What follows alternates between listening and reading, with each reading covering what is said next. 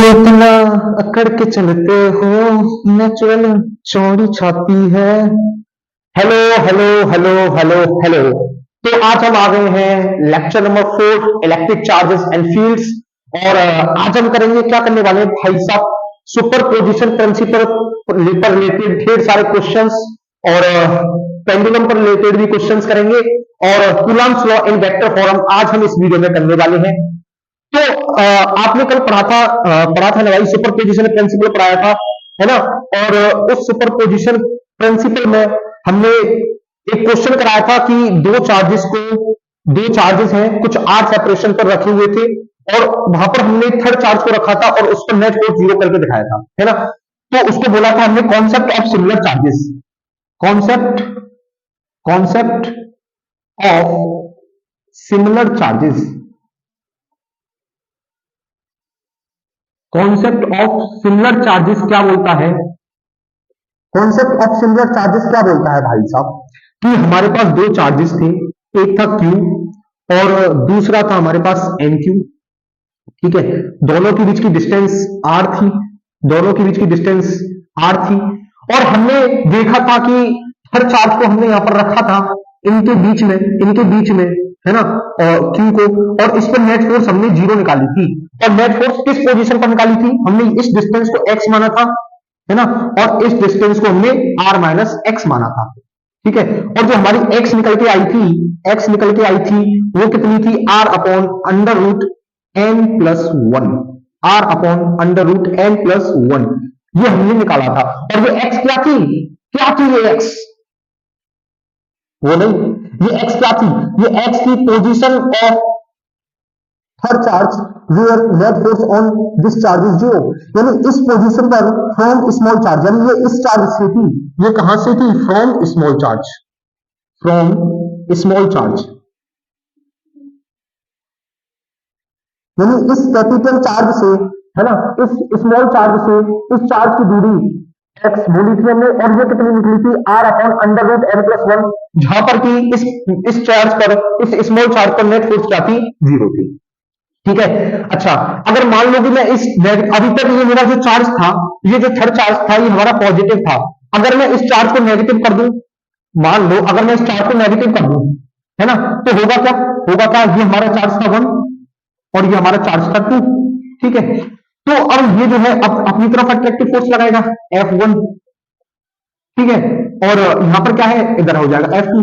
कुछ नहीं होगा, केवल यहां पर फोर्स की डायरेक्शन अलग हो जाएगी, जबकि पोजीशन अब भी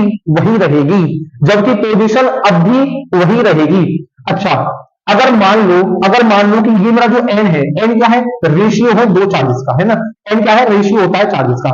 तो अगर मैं इस n को वन कर दूं, मान लो if n is equal to one, तो अब इस चार्ज की पोजीशन कहां पर होगी, x इज इक्वल टू कितना होता था, r upon under root n की वैल्यू कितनी थी, वन, वन प्लस वन, ये कितना हो जाएगा, ry2। यानी अब ये जो चार्ज है बिल्कुल इस दोनों चार्ज के बीच में रखा जाएगा, जहां पर कि नेट फोर्स जीरो होगी। अगर मैं n की वैल्यू वन करता हूं, तो इस चार्ज की जो पोजीशन होगी वो बिल्कुल इन दोनों चार्ज के बीचा बीच में होगी। देखो, अगर मान लो ये मेरे पास Q है, ठीक है, और ये NQ है ना, तो ये जो चार्ज है ये कहां पर होगा, r/2 डिस्टेंस पर होगा, यानी बिल्कुल बीच में होगा दोनों चार्जेस के। यहां तक ये समझ में आ गया। Net force on Q zero निकालना है हमें, ठीक है, और दोनों चार्जेस कैसे हैं, सिमिलर चार्जेस है, तो निकाल लोगे, कोई दिक्कत यहां तक नहीं होगी।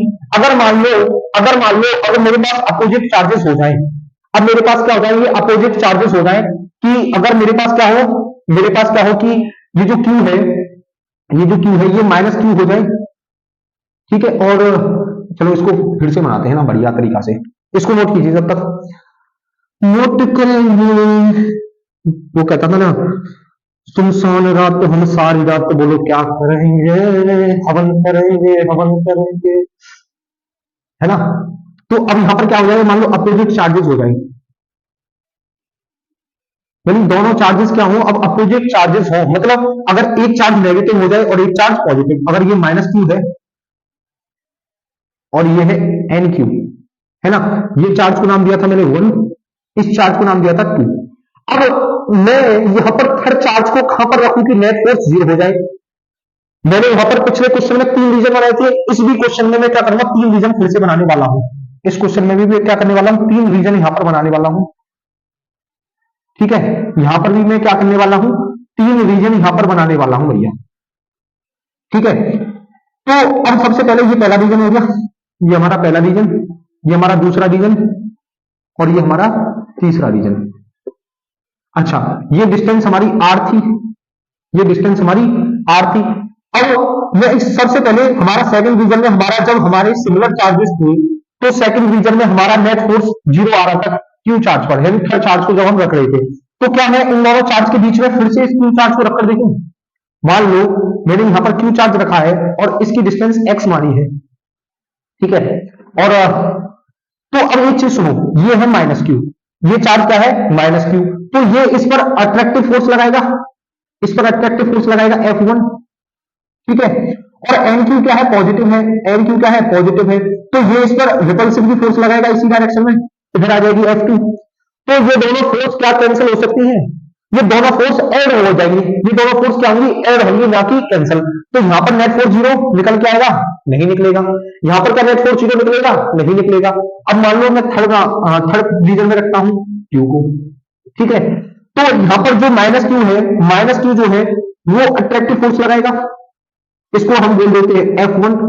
और ये जो प्लस एन क्यू है ये इस पर रिपल्सन की फोर्स लगाएगा, इसको नाम दे दिया हमने F2। ठीक है, तो क्या यहां पर सिर्फ दोनों फोर्सेस अपोजिट डायरेक्शन में है, क्या यहां पर नेट फोर्स 0 होगा, नहीं, यहां पर नेट फोर्स 0 नहीं होगा, क्योंकि ये दोनों फोर्सेस जो है एक दूसरे को कैंसिल नहीं करेंगी, एक दूसरे को कैंसिल नहीं करेंगी। एक दूसरे को कैंसिल क्यों नहीं करेंगी साहब, एक दूसरे को कैंसिल क्यों नहीं करेंगी, देखो अगर मैं ये डिस्टेंस कितनी थी मेरी आर थी, है ना, तो ये डिस्टेंस कितनी हो जाएगी, ये डिस्टेंस कितनी हो जाएगी आर प्लस एक्स। अगर मैं इस डिस्टेंस को एक्स मान लेता हूं तो चलो, मैंने इस डिस्टेंस एक्स तो ये है ना, अगर मैंने इस डिस्टेंस को ए मान लिया, है ना, तो ये कितना हो जाएगा are plus A. R plus A होगा नहीं होगा, तो यहां से अगर मैं F1 अगर मैं यहां से निकालूं, F1 निकालूं तो कितना होगा के क्यू, है ना, और क्यू, और डिस्टेंस कौन सी होगी यहां पर, डिस्टेंस कौन सी होगी, डिस्टेंस होगी ये आर प्लस एक्स। ये डिस्टेंस कितनी होगी आर प्लस एक्स, क्यू और क्यू के बीच में डिस्टेंस कितनी होगी आर प्लस ए का स्क्वायर, आर प्लस ए का होल स्क्वायर। अगर मैं F2 निकालूं यहां से, अगर मैं F2 निकालूं तो वो कितनी होगी के एन क्यू क्यू, और डिस्टेंस कितनी होगी एन क्यू और क्यू के बीच में डिस्टेंस कितना है ए का स्क्वायर। अब एक चीज सोचो, अब ये जो चार्ज है, ये चार्ज जो है वो है स्मॉल, ठीक है, और ये जो डिस्टेंस है ये डिस्टेंस है कैसी लार्ज, ये डिस्टेंस है लार्ज, है ना, और ये जो एन क्यू चार्ज है ये एन क्यू चार्ज है लार्ज, और डिस्टेंस कैसा है छोटा, है ना। तो ये ओवरऑल संख्या कैसी आएगी छोटी आएगी, और ये ओवरऑल संख्या कैसी आएगी बड़ी। अरे देखो डिस्टेंस कैसा है छोटा, फोर्स जो होता है डिस्टेंस के इनवर्सली प्रोपोर्शनल होता है ना। अगर डिस्टेंस बड़ी तो फोर्स छोटा, और यहाँ पर डिस्टेंस कैसा छोटा, अगर यहाँ पर फोर्स जो है छोटी है तो सॉरी डिस्टेंस जो है छोटी है तो यहाँ पर फोर्स ज्यादा होगा, फोर्स बड़ा होगा। और सुनो, फोर्स जो होता है वो चार्ज के डायरेक्टली प्रोपोर्शनल होता है, यहाँ पर चार्ज भी छोटा है तो फोर्स भी छोटा होगा, और यहाँ पर चार्ज बड़ा है तो यहाँ पर फोर्स भी बड़ा होगा। इसका मतलब F2 जो है वो बड़ा होगा F1 से, F2 जो है बड़ा होगा F1 से। तो क्या ये एक दूसरे को कैंसिल आउट कर पाएंगे, नहीं कर पाएंगे। तो यहां पर भी नेट फोर्स 0 नहीं होगा, यहां पर भी नेट फोर्स 0 नहीं होगा। मैं ये नहीं कह रहा कि यहां पर आप बीच में चार्ज को नहीं रख सकते, है ना, मैं ये नहीं बोल रहा कि यहां पर बीच में चार्ज को तुम नहीं रख सकते, यहां पर बीच में चार्ज को रख सकते हैं, लेकिन यहां पर नेट फोर्स 0 नहीं आएगा, यहां पर जो है नेट फोर्स 0 नहीं आएगा। तो फिर भैया इस चार्ज को कहां पर रखें, इस चार्ज को कहां पर रखें। मैंने पिछले क्वेश्चन में क्या बताया था कि जो नेट फोर्स 0 आती है, नेट फोर्स जो 0 आती है वो स्मॉल चार्ज के पास आती है, छोटे वाले चार्ज के पास आती है। तो क्या अगर मैं यहां पर रखूं इस चार्ज को, अगर मैं इस चार्ज को यहां पर रख दूं तो क्या होगा, ये जो माइनस क्यू है ये इस पर अट्रैक्टिव फोर्स लगाएगा F1, और ये जो एन क्यू है ये इस पर रिपल्सन की फोर्स लगाएगा कितना F2, है ना, ये रिपल्सन की फोर्स लगाएगा कितना F2।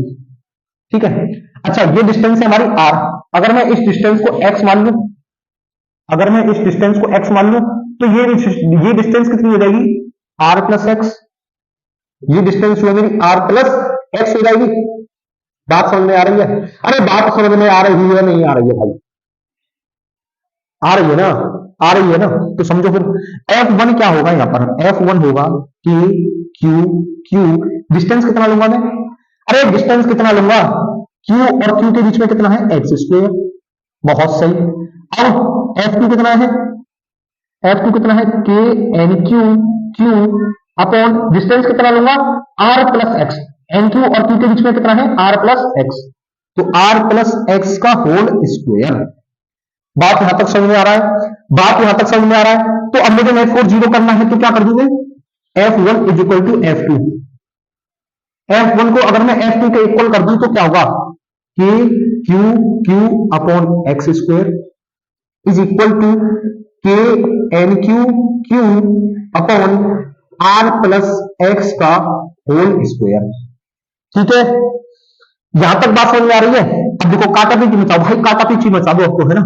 K से K कैंसल, Q से Q कैंसल, इस Q से ये Q कैंसल, तो ये कितना आ रहा है, 1 upon x square is equal to n upon R plus x का होल स्क्वेयर। अब क्या करेंगे, अब क्या करेंगे, टेकिंग स्क्वायर रूट, अब स्क्वायर रूट ले लो, अब स्क्वायर रूट ले लो, taking square root, taking square root. ठीक है, जब मैं स्क्वायर रूट लूंगा तो ये कितना होगा, 1 upon X is equal to under root N और R plus X, R plus X. बात यहां तक समझ में आ रही है, बात यहां तक समझ में आ रहा है? कुछ तो गड़बड़ है दया, कुछ तो गड़बड़ है रे। चलो करते क्वेश्चन को, आगे पता चल जाएगा, है ना? तो अगर मैं इसको ऐसे ले जाऊं तो ये कितना हो जाएगा, are plus x is equal to under root n x. ये कितना हो जाएगा, अंडर रूट एन एक्स। तो आर इज इक्वल टू कितना होगा, under root n x minus x, है ना? अब आर इज इक्वल टू कितना होगा, एक्स कॉमन ले लो यहां से, under root n minus one. ठीक है, तो एक्स इज इक्वल टू कितना हो जाएगा, एक्स इज इक्वल टू कितना हो जाएगा, एक्स इज इक्वल टू हो जाएगा आर अपॉन इस under root n minus one को इधर ले जाओ, under root n minus one. तो ये डिस्टेंस हो जाएगी, है ना? ये डिस्टेंस होगी, और ये कहां से, फ्रॉम स्मॉल चार्ज, है ना? From small charge. अब ये चीज याद रखना कि जो थर्ड चार्ज पर अगर हमें नेट फोर्स निकालनी है तो वो कहां पर होगी, नियर दी स्मॉल चार्ज। ये कहां पर होगी, नियर स्मॉल चार्ज। ठीक है, नियर स्मॉल चार्ज। तो इसको नोट कीजिए फटाफट। तो अभी तक हम क्या पढ़ रहे थे, अभी तक हम ये पढ़ रहे थे कि इस क्यू चार्ज को, इस क्यू चार्ज को कहां पर रखा जाए कि इस पर नेट फोर्स जीरो हो जाए, यानी हम इसकी पोजीशन निकाल रहे थे, है ना? इसकी चार्ज की पोजीशन निकाल रहे थे। इन दोनों चार्जेस के बारे में कोई बात नहीं हो रही थी, यानी इन दोनों चार्ज को हमने फिक्स रखा हुआ था, इन दोनों चार्ज को फिक्स रखा हुआ था। अब क्वेश्चन में क्या बोल दिया, अब क्वेश्चन ये बोल रहा है कि फाइंड दी पोजीशन। पोजीशन तो हमें पता है ना? पोजीशन तो हमने निकाल लिया, and the value of charge. अब इस चार्ज की पोजीशन भी निकालनी है और वैल्यू भी निकालनी है, जिसकी वजह से so that all three charges और सिस्टम इन इक्विलिब्रियम। अब हमें इन इक्विलिब्रियम का मतलब क्या है कि हमें अब इस चार्ज की पोजीशन और वैल्यू निकालनी है, जिससे कि इन तीनों चार्जेस पर लगने वाला नेट फोर्स जीरो हो जाए। अभी तक केवल हम इस पर नेट फोर्स जीरो कर रहे थे, अब हमें इन तीनों चार्ज पर नेट फोर्स जीरो करना है। अब हमें क्या करना है, इन तीनों चार्ज पर नेट फोर्स जीरो करना है। ठीक है, तो भैया हमारा डिस्टेंस कितना था, ये डिस्टेंस था हमारा आर, है ना? इस डिस्टेंस को हमने माना था एक्स, और ये डिस्टेंस कितना था हमारा, आर माइनस एक्स।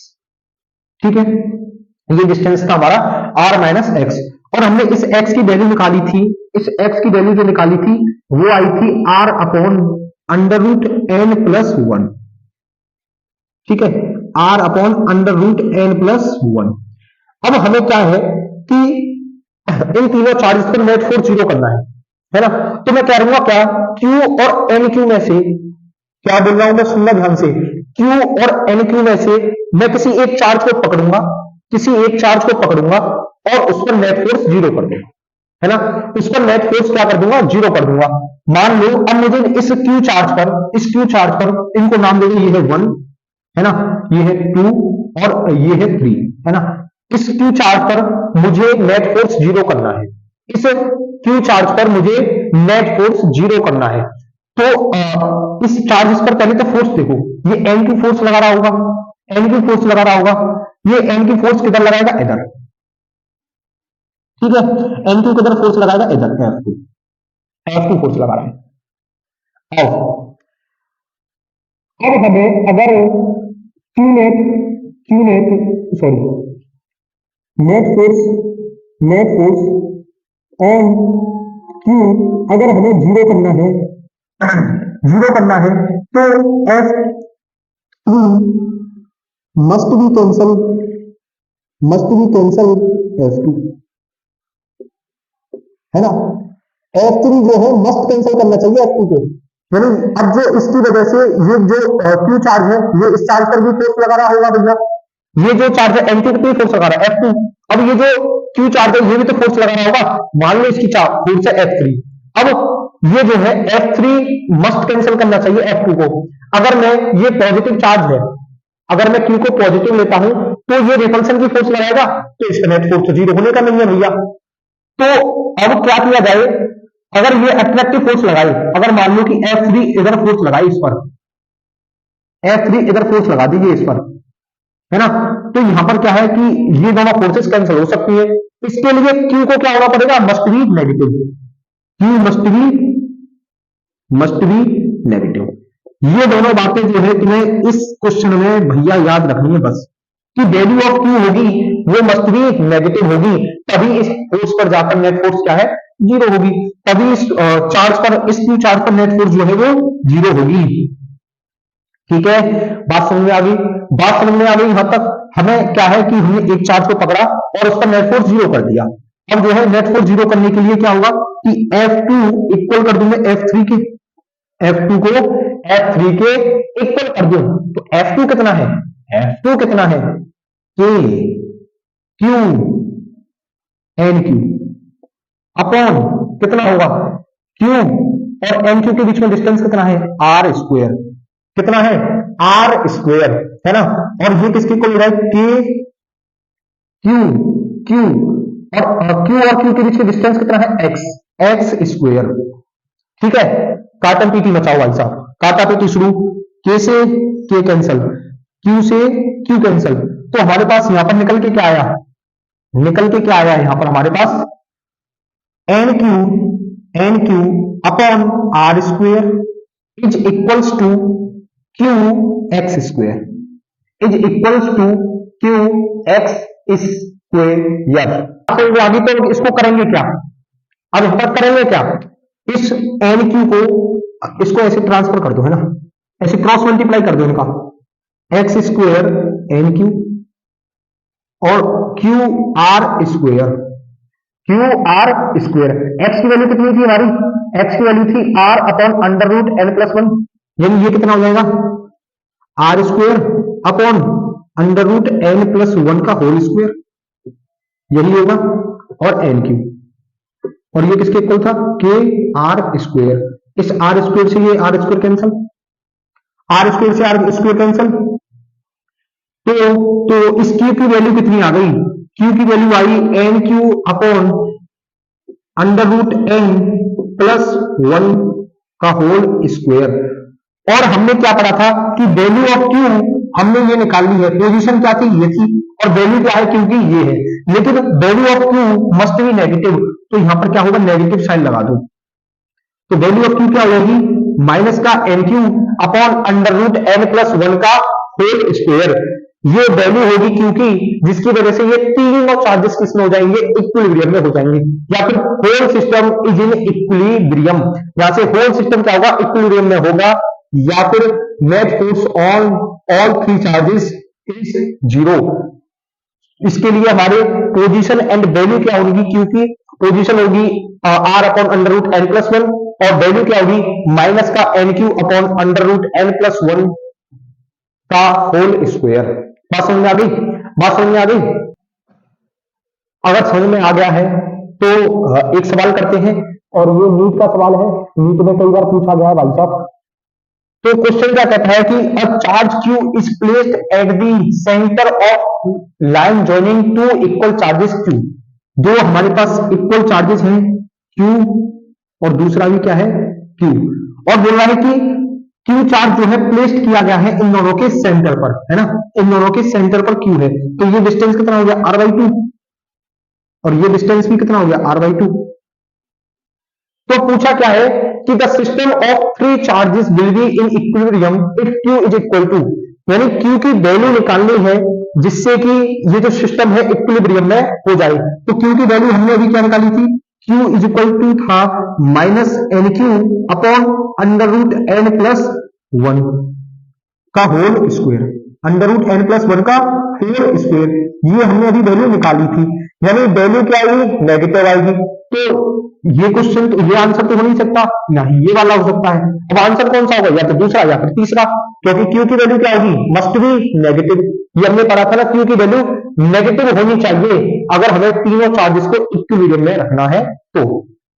अब यहां पर एन क्या होता है, एन होता है रेशियो चार्ज बाई, ये होता है चार्ज का रेशियो, चार्ज बाई चार्ज। तो ये कितना होगा, वन। एन कितना हो गया, वन। अगर मैं इसमें पुट करूं तो q is equal to n की जगह पर वन रखूंगा तो माइनस का q upon under root n की जगह में वन रख दूं तो वन प्लस वन का होल स्क्वायर, यानी माइनस का q बाई टू का होल स्क्वायर। ये कितना होगा, माइनस का q बाई फोर। ये कितना होगा, माइनस का q by four. Second answer is correct option, second option is correct answer. ठीक है, ऐसे यहां से हमने दो चार्जेस दिए हुए हैं, सेम चार्जेस है, मैग्नीट्यूड सेम है, तो यहां से एन की वैल्यू निकाल ली, वन होती है। वो क्या है, चार्ज बाई चार्ज कर दो, रेशियो होता है चार्ज का। अच्छा, तो क्यू की जगह अगर हमने एन की जगह पर वन रखा तो यहां पर वन हो गया माइनस क्यू, और अंडर रूट एन में वन रखा, और अंडर रूट वन की वैल्यू क्या होती है, वन। तो वन प्लस वन कितना हो गया, टू। अगर टू का स्क्वायर किया तो कितना है, माइनस का क्यू बाई फोर। ये आंसर आ जाएगा। ठीक है, ये आंसर आ जाएगा, इसको नोट कीजिए। फिर बात करते हैं application of superposition principle in 2D। ठीक है, इसको नोट कीजिए तब तक। बात करते हैं application of superposition principle, application of superposition principle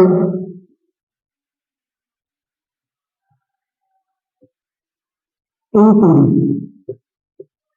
in 2D, 2D में क्या प्रिंसिपल है भैया इसके, यानी अभी तक हमने पढ़ा था कि कोई चार्ज है Q, है ना, इस पर या तो ऐसे फोर्स लग सकती थी या फिर ऐसे फोर्स लगती थी, है ना, या तो पॉजिटिव या फिर नेगेटिव। तो अब क्या है, अब चार्ज पर किसी भी डायरेक्शन में फोर्स लग सकती है ना, कि मान लो हमारे पास तीन चार्जेस हैं Q, है ना, और एक है ये यहां पर Q, और तीसरा चार्ज है ये Q। हमारे पास क्या है, तीन चार्जेस हैं, इसको नाम दे दिया वन, इसको दे दिया टू, और इसको दे दिया थ्री। ठीक है, तीन चार्जेस हैं, और इनके बीच की डिस्टेंस जो है ए है, इनके बीच की डिस्टेंस जो है वो ए है, यहां पर भी ये डिस्टेंस ए है। तो अब तुमसे पूछा है कि नेट फोर्स निकालना है Q2 पर, फाइंड नेट फोर्स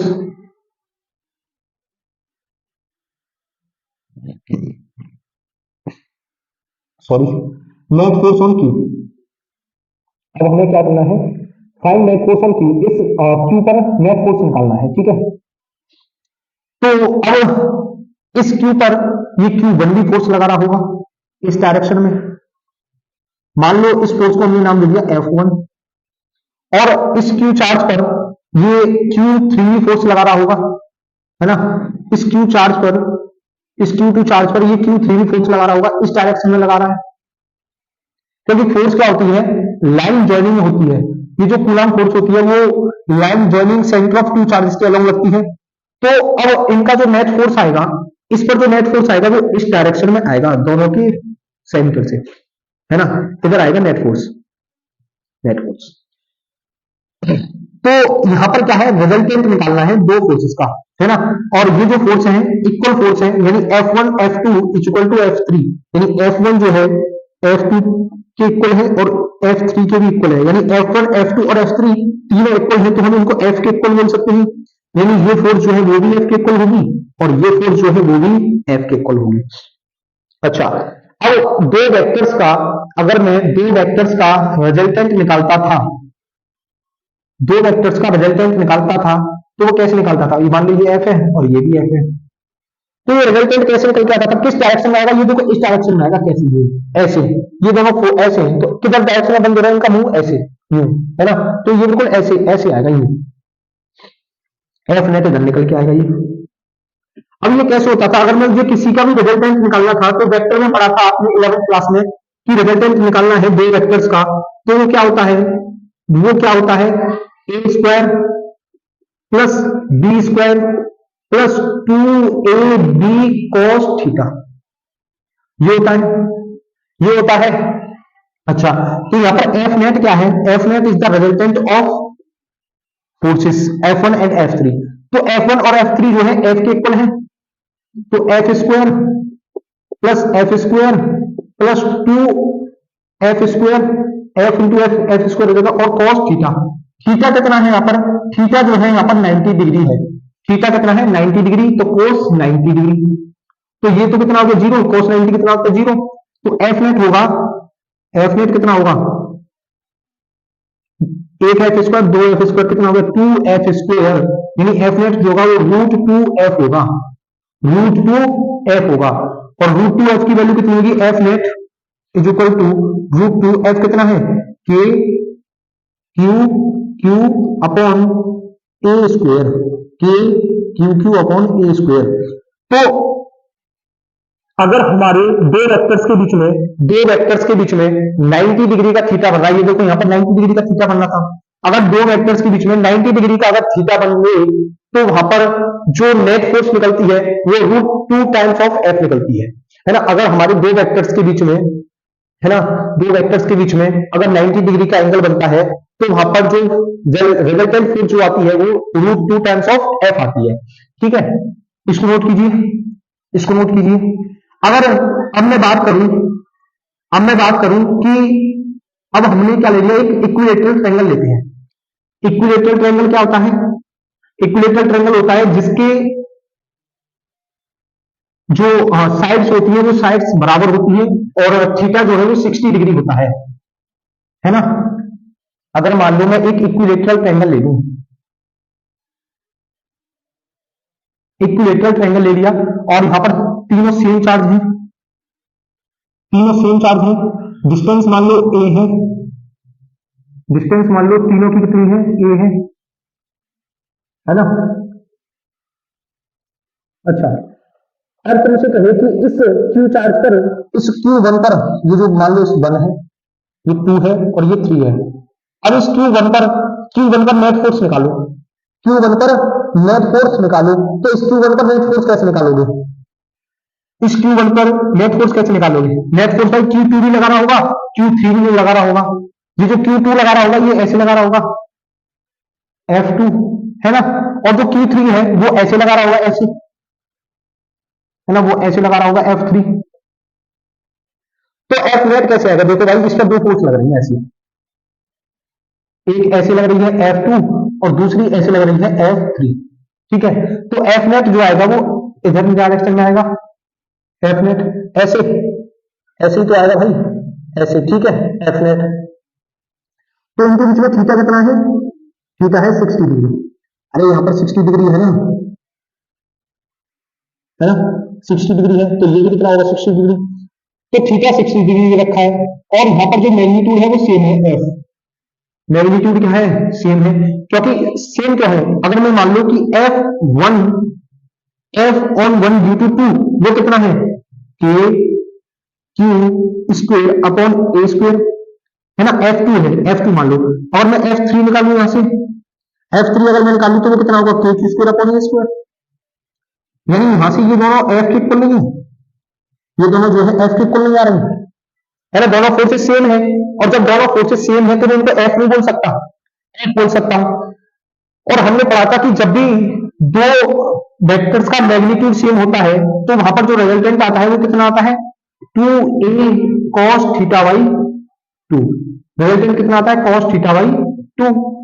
तो एफ नेट क्या है, रिजल्टेंट क्या होगा यहाँ पर, एफ नेट, और 2 ए कितना हो जाएगा, एफ cos थीटा कितना है, 60 बाई 2, है ना।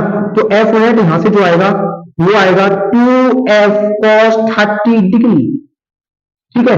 तो एफ नेट कितना आएगा, 2f cos 30 डिग्री कितना होता है, 1/2, अरे नहीं सॉरी, √3/2, 2 से 2 कैंसल।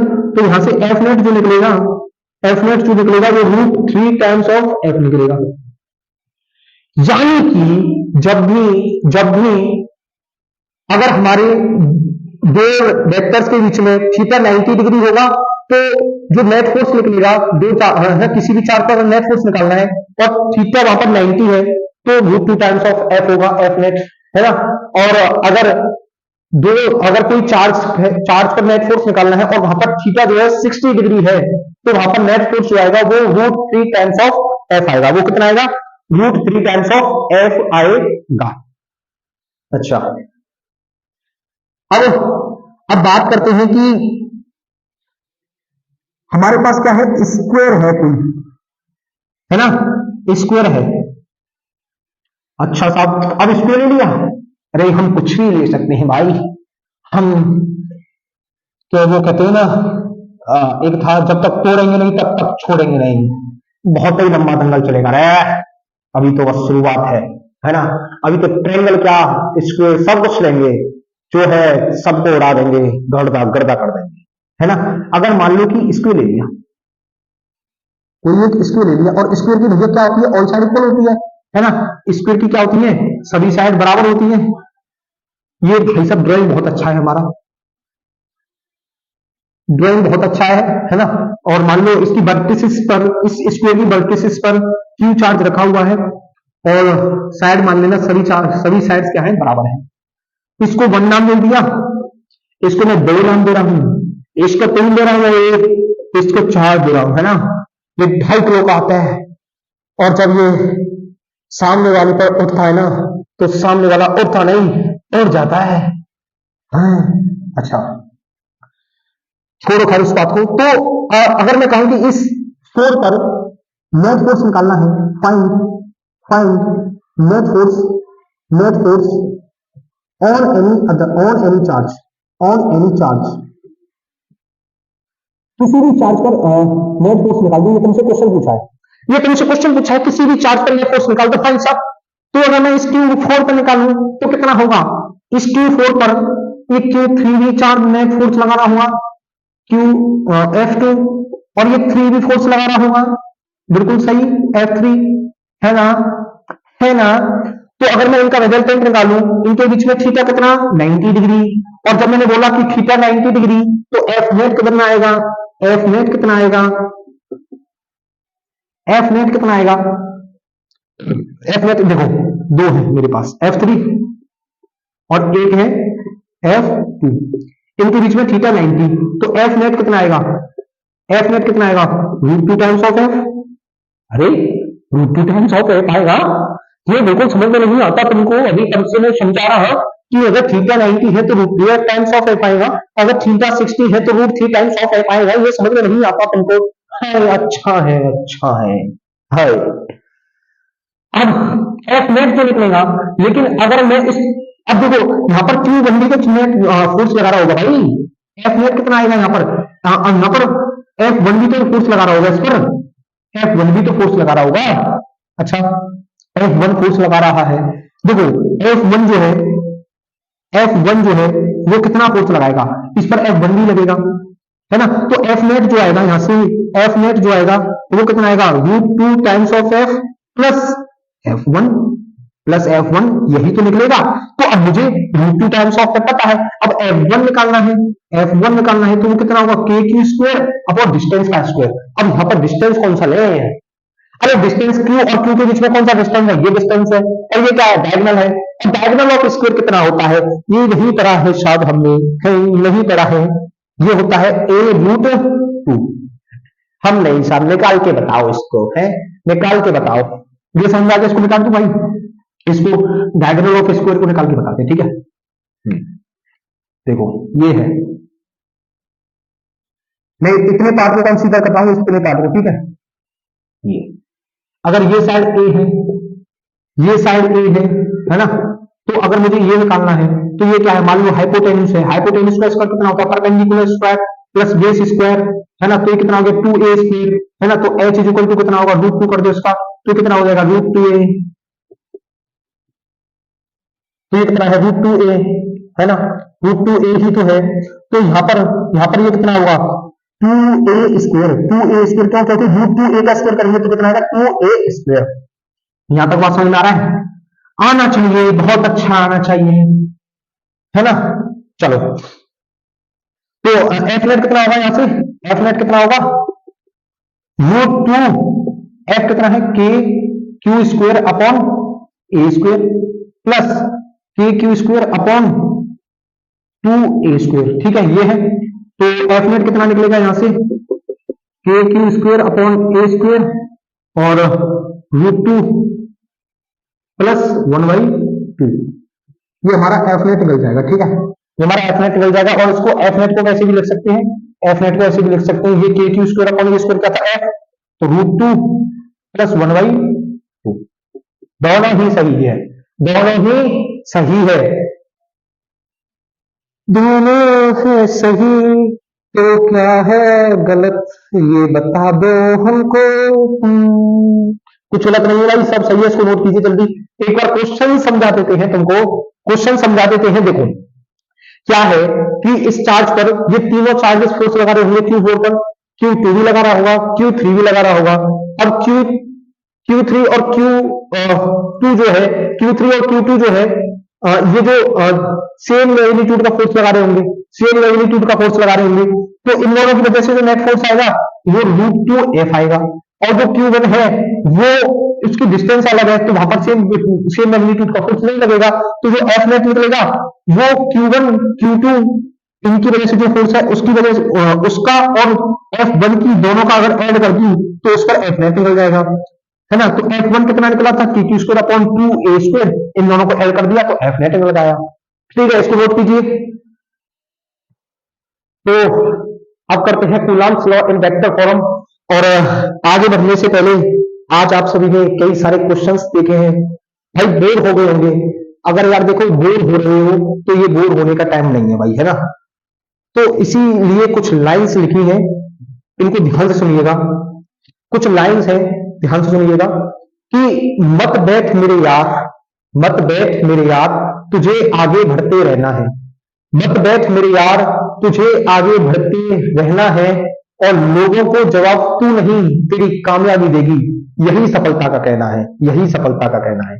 तो आइए फिर पढ़ते हैं अपने Coulomb's law in vector form पर। Coulomb's law in vector form.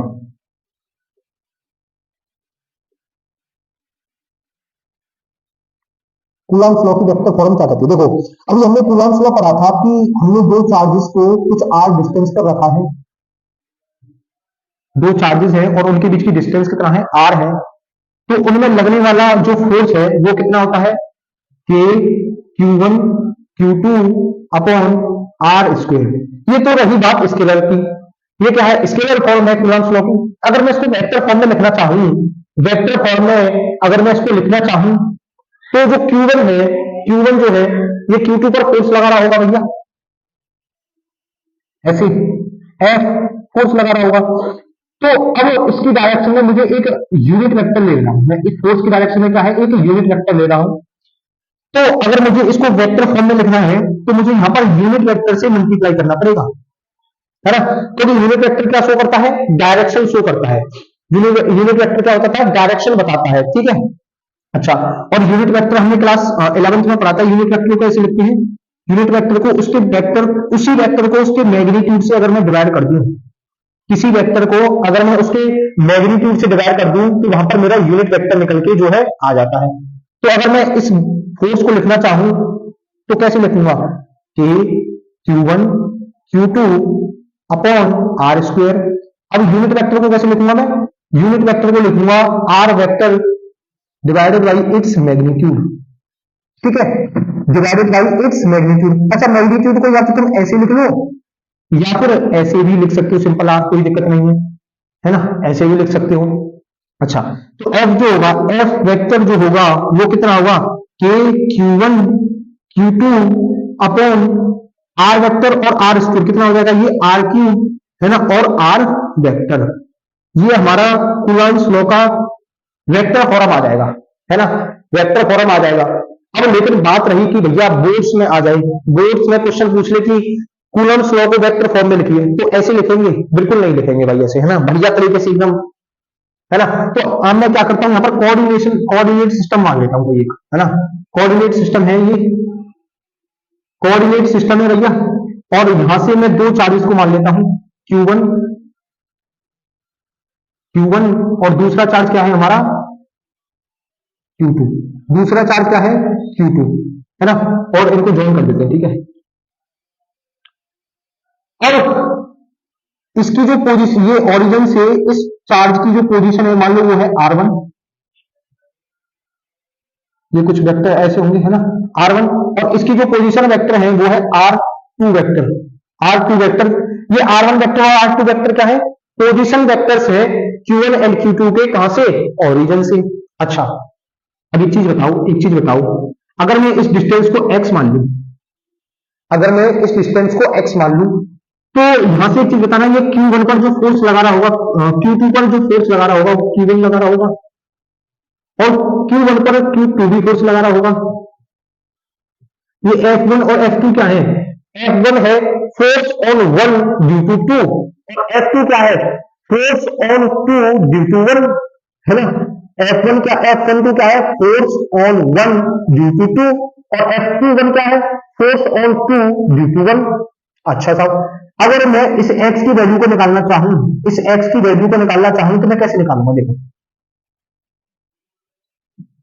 ये, अगर मैं कहूं कि ये है R1 और ये है R2 और ये है x, है ना, ये ऐसे है, तो R1 वेक्टर, R1 वेक्टर है नहीं, प्लस R2 वेक्टर जो होगा वो x के इक्वल होगा। अरे 11th में पढ़ा था ना vector chapter, triangle law of addition, triangle law of addition क्या कहता है कि दो वेक्टर हैं, R1 वेक्टर और X2 वेक्टर, ये इनका रिजल्टेंट है। अरे सॉरी सॉरी सॉरी, बहुत बड़ा मिस्टेक हो गया, ये R1 वेक्टर प्लस x, ये जो है ये R2 के इक्वल होगा। तो यहां से अगर मैं x वेक्टर निकालूं, x वेक्टर बोलिए उसको, अगर मैं यहां से x वेक्टर निकालूं तो कितना होगा, ये कितना होगा, R2 vector minus R1 vector, ये कितना होगा, R2 vector minus R1 vector, यानी जो x वेक्टर होगा कितना होगा, R2 vector minus R1 vector. अच्छा, तुम इसको और कैसे निकाल सकते थे, इसको ऐसे भी तो निकाल सकते थे यार, इसको हम ऐसे भी तो निकाल सकते थे। देखो ये जो F12 है, F12 है, ये R21 क्या है, ये R21 वेक्टर है, वेक्टर ये है unit vector in the direction of F21, R2 vector minus के R1 वेक्टर। कैसे, अगर मैं कहूं कि कोई चार्जर यहां से यहां तक चला है ना, तो यहां से यहां तक चला तो डिस्प्लेसमेंट मिलेगी उसको, तो डिस्प्लेसमेंट क्या होगा, R2 माइनस R1, तो ये किस डायरेक्शन के लिए है, जब फोर्स F21 हो। अगर मैं कहूं कि फोर्स F12 हो तो क्या होगा, R1 माइनस R2 हो जाएगा, तब क्या हो जाएगा, R1 माइनस R2 हो जाएगा। अब मैं यहां पर फोर्सेस को लिखना चाहूं, अगर मैं F1 या फिर F21 लिखना चाहूं, अगर मैं यहां पर F21 लिखना चाहूं तो वो कितना होगा, K Q1 Q2 upon K Q1 Q2 upon, अब मैं यहां पर डिस्टेंस कितना लूंगा, डिस्टेंस कितना लूंगा मैं, R2 minus R1, R2 vector minus R1 vector का होल स्क्वायर, और यहां पर यूनिट वेक्टर से मल्टीप्लाई कर दो, R2 vector minus R1 vector, sorry R2 cap minus R1 cap, ठीक है, R2 कैप और माइनस R1 कैप। अब F21 जो होगा उसको हम कैसे लिखेंगे, देखो K Q1 Q2 upon R1 R2 vector minus के R1 वेक्टर इसका स्क्वायर। और यूनिट वेक्टर कैसे लिखते हैं, वेक्टर अपॉन इट्स मैग्नीट्यूड, यानी r2 vector minus r1 vector upon इसका मैग्नीट्यूड कर दूं। मैग्नीट्यूड कितना हो जाएगा, r2 वेक्टर माइनस के r1 वेक्टर। ये लो, तो यहां से F21 कितना होगा, यहां से F21 कितना होगा, k q1 q2 upon r2 vector minus r1 vector का होल क्यूब और r2 vector minus r1 vector. ये हो जाएगा फोर्स ऑन 2 ड्यू टू 1, ये हो जाएगा फोर्स ऑन 2 ड्यू टू 1। इसको नोट कीजिए, इसको नोट कीजिए। अगर अगर अगर मैं फोर्स ऑन 1 ड्यू टू 2 निकालना चाहूं, फोर्स ऑन 1 ड्यू टू 2 निकालना चाहूं तो कैसे निकालूंगा, फोर्स ऑन 1 ड्यू टू 2 निकालना चाहूं, ठीक है, तो वो कैसे निकालूंगा मैं, यहां पर क्या है के q1 q2, लेकिन यहां पर जो डायरेक्शन जो डिस्टेंस लूंगा वो कितना लूंगा, आर वेक्टर जो लूंगा मैं, यहाँ पर R2 माइनस R1, यहाँ पर R2 माइनस R1 था, तो यहाँ पर होगा R1 minus R2, R1 vector minus R2 vector का क्यूब और R1 vector minus R2 vector. ये हो जाएगा फोर्स ऑन 1 ड्यू टू 2, ठीक है, फोर्स ऑन 1 ड्यू टू 2 निकाल लिया और फोर्स ऑन 2 ड्यू टू 1 हमने निकाल लिया। अच्छा, अब यहां से अगर मैं इस डिस्टेंस को R2 माइनस R1 लिखना चाहूं तो लिख सकता हूं, बिल्कुल लिख सकता हूं यार, ये तो मैग्नीट्यूड है, मैग्नीट्यूड से कोई फर्क थोड़ी पड़ेगा। तो R12 को मैं कैसे लिख सकता हूं, k q1 q2 upon R2 vector minus R1 vector whole की, क्योंकि मुझे इसके इक्वल करना है, F2 के इक्वल कर रहा हूं मैं इसको। अब क्या इसको चेंज कर सकता हूं, जो कि डायरेक्शन को शो कर रहा है। अगर मुझे इसको ऐसे लिखना है, इसको अगर मुझे ऐसे लिखना है तो यहां पर मुझे आगे नेगेटिव साइन लिखना पड़ेगा, यहां पर आगे नेगेटिव साइन लिखना पड़ेगा। इसका मतलब F21 वेक्टर जो है वो नेगेटिव होता है F12 वेक्टर की। बात समझ में आ रही है, इसका मतलब न्यूटन्स जो कूलॉम्स लॉ है वो फॉलो करता है न्यूटन्स थर्ड लॉ को, न्यूटन्स थर्ड लॉ। फोर्स क्या है, इक्वल एंड अपोजिट है, फोर्स जो है इक्वल एंड अपोजिट है। अगर मैं इन फोर्सेस का मैग्नीट्यूड निकालूं तो वो बराबर आएगा, है ना, इन दोनों फोर्सेस का जो मैग्नीट्यूड है F21 ये इक्वल होगा F12 के, है ना। मैग्नीट्यूड वाइज ये दोनों फोर्सेस क्या होंगी, सेम होंगी, लेकिन इन दोनों फोर्सेस की जो डायरेक्शन है वो अपोजिट होगी। ये कूलॉम्स लॉ है। अगर बोर्ड में आए तो आप बिल्कुल ऐसे लिखोगे, भैया कोई नंबर नहीं कटेगा, है ना, बोर्ड में आए तो ऐसे लिख देना, कोई भी नंबर नहीं काट सकता, ठीक है। अब इसको समझो, फिर इसके बाद कुछ क्वेश्चंस करते हैं पेंडुलम पर, कुछ क्वेश्चंस करते हैं पेंडुलम पर, और क्वेश्चंस करते हैं पेंडुलम पर, क्वेश्चंस ऑन पेंडुलम।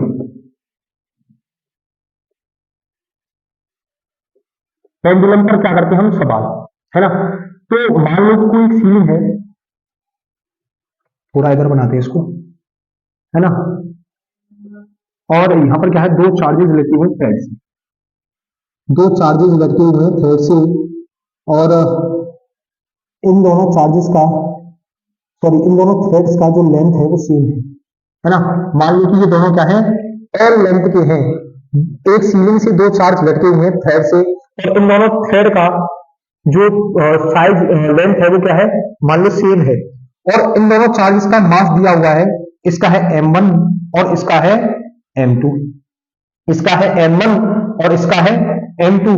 अच्छा, अब ये दोनों चार्जेस जो हैं, ये दोनों चार्जेस जो हैं एक दूसरे को रिपेल कर रहे होंगे, एक दूसरे को रिपेल कर रहे होंगे ऐसे, ठीक है, ये ऐसे रिपेल कर रहा होगा, है ना, ये इलेक्ट्रोस्टैटिक फोर्स से रिपेल कर रहे होंगे, ठीक है, इलेक्ट्रोस्टैटिक फोर्स से रिपेल कर रहे होंगे, और ग्रेविटी इन्हें नीचे खींच रही होगी, ग्रेविटी इन्हें नीचे खींच रही होगी, तो इस पर जो ग्रेविटी लगेगी वो कितनी होगी, m1 जी, इस पर जो ग्रेविटी लगेगी वो कितनी होगी, m2 जी।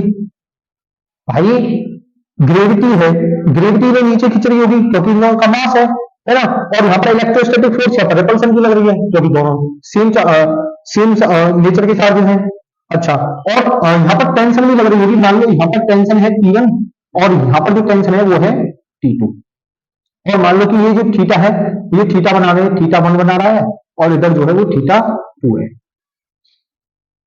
ठीक है, तो यहां पर होगा क्या, यहां पर होगा क्या कि जो यहां पर इलेक्ट्रोस्टैटिक फोर्स होगी, इलेक्ट्रोस्टैटिक फोर्स होगी वो कितनी होगी, के Q1 Q2 upon are square, इनके बीच की डिस्टेंस मान लो आर है, इनके बीच की डिस्टेंस मान लो आर है, तो यहां पर ये हो जाएगी।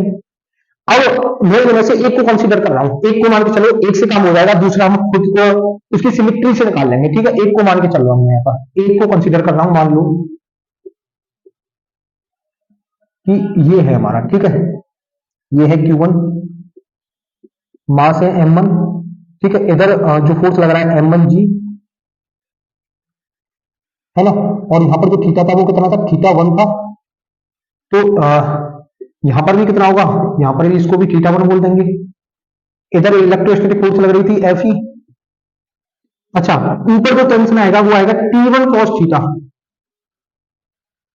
T1 cos थीटा 1, और इधर जो आएगा वो आएगा T1 sin थीटा 1, इधर जो आएगा वो आएगा T1 sin थीटा 1, क्योंकि ये क्या है, जो थीटा होता है इस साइड में इधर क्या आता है, cos कंपोनेंट आता है ना, cos आता है ना, और जिधर थीटा नहीं होता उधर sin आता है, तो T1 cos थीटा 1, और इधर कौन सा कंपोनेंट आएगा, इधर जो इधर कौन सा कंपोनेंट आएगा, इधर आएगा T1 sin थीटा 1। अच्छा, अब यहां से एक चीज देखना कि जो T1 sin थीटा 1 है, T1 sin थीटा 1 है वो Fe को बैलेंस कर रहा है, और T1 cos थीटा 1 जो है, T1 cos थीटा 1 जो है वो M1G को बैलेंस कर रहा है, ग्रेविटी को बैलेंस कर रहा है, तो इसको इक्वेशन 1 दे दूं मैं और इसको इक्वेशन 2 दे दूं, है ना।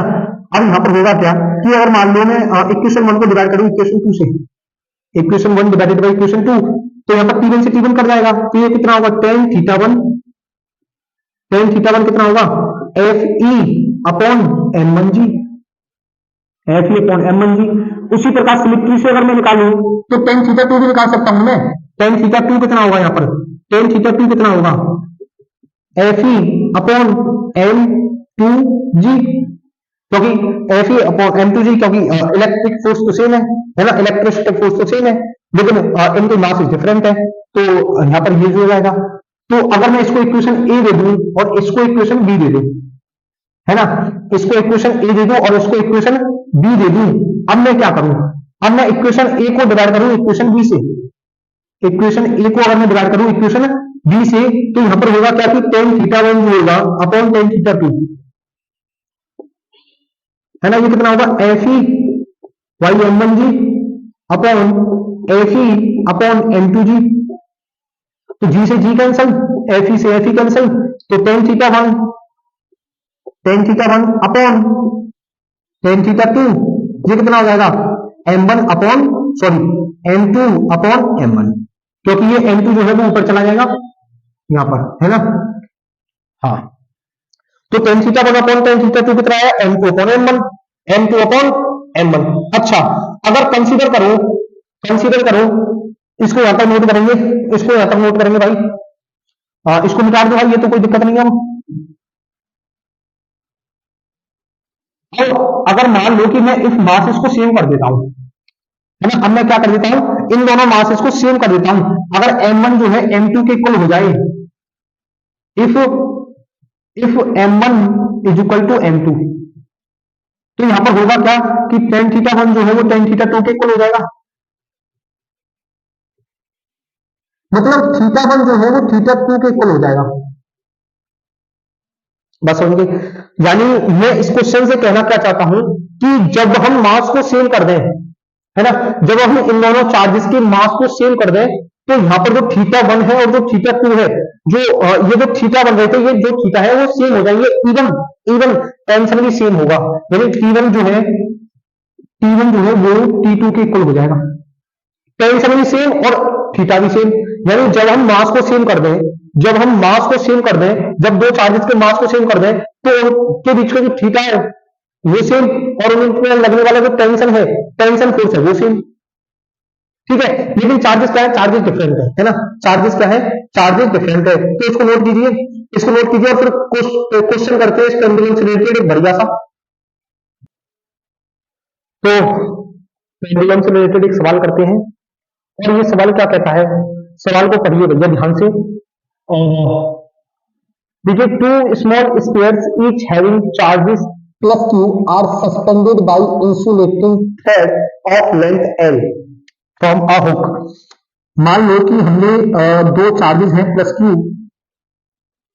प्लस टू चार्जेस है दो, और है ना, उन दो चार्जेस को लटकाया हुआ है किसी हुक से। मान लो ये हुक है, ठीक है, तो ये Q1 हो गया और ये Q2 हो गया, ये Q1 हो गया, ये Q2 हो गया, है ना।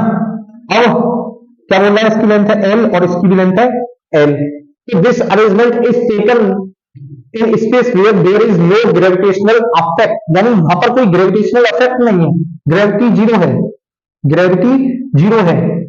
तो then the angle between two suspensions, तो इनके बीच का थीटा क्या होगा, थीटा, इनके बीच का थीटा निकालना है। और क्या निकालना है कि इनमें टेंशन, टेंशन कैसे लगेगी, ऐसे, है ना, ऐसे यहां पर टेंशन लगेगी। तो इनके बीच की हमें टेंशन और इनके बीच का थीटा हमें निकालना है। अब मान लो कि यहां पर ग्रेविटी नहीं है, ग्रेविटी जीरो है, मतलब अब इनको कोई नीचे खींचने वाला नहीं है। अब इन दो चार्जेस को जो ग्रेविटी होती तो भैया इनको नीचे खींचती, अब इनको कोई नीचे खींचने वाला ही नहीं है, कोई नीचे खींचने वाला ही नहीं है। तो अब क्या होगा, ये दोनों चार्ज है प्लस, ये दोनों चार्जेस है प्लस, तो अब ये दोनों एक दूसरे को रिपेल करेंगे, एक दूसरे को क्या करेंगे, रिपेल करेंगे। और रिपेल होते होते ये क्या हो जाएंगे, कितना रिपेल कर सकते हैं एक दूसरे को, है ना।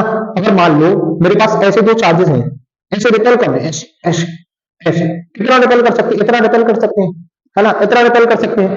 यानी अब ये चार्ज रिपेल करते करते कैसे हो जाएंगे, देखो ये मान के चलो ये रिपेल कर रहे हैं एक दूसरे को, तो रिपेल करते करते ये मान लो इतना रिपेल करेंगे, यहाँ तक ऐसे ऐसे ये रिपेल करेंगे, है ना। ये मान लो Q2 था और ये रिपेल कर गया इतना, ये कितना हो गया, Q1 हो गया, ठीक है, Q1 हो गया। और इनकी जो लेंथ है ये कितनी थी, यहां से यहां तक L थी और यहां से यहां तक ये L थी, ठीक है। तो अब यहाँ पर टेंशन कितना लग रहा है, टेंशन इधर था एक, T1 नाम दे दो इसको, और एक इधर टेंशन था, इसको T2 नाम दे दो। बात समझ में आ गया।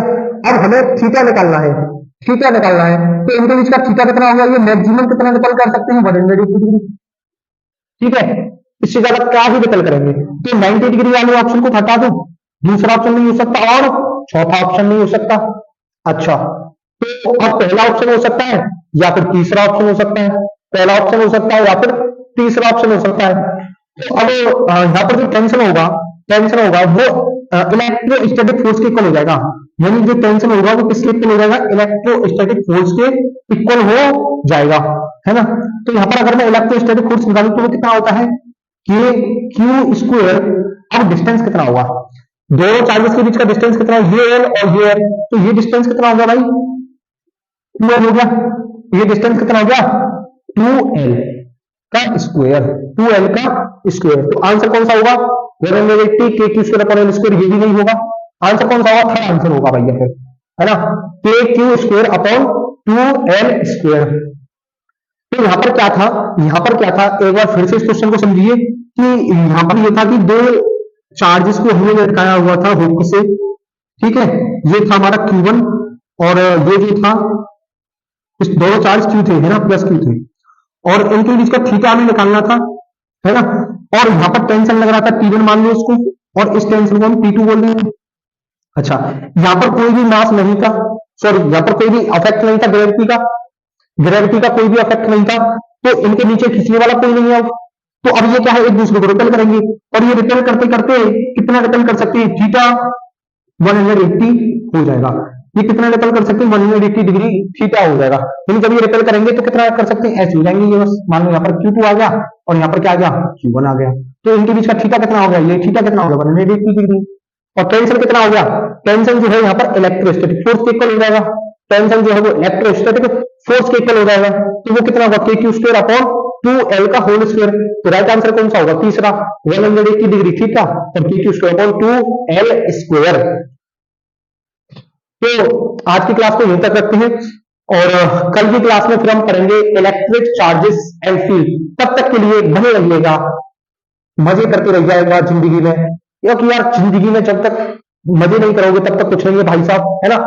पढ़ते जा रहे हो पढ़ते जा रहे हो पढ़ते जा रहे हो, उसका कुछ नहीं है ना। कोशिश किया करो कि इन क्वेश्चंस को ना रियल लाइफ में एक्सपीरियंस करके देखो, है ना।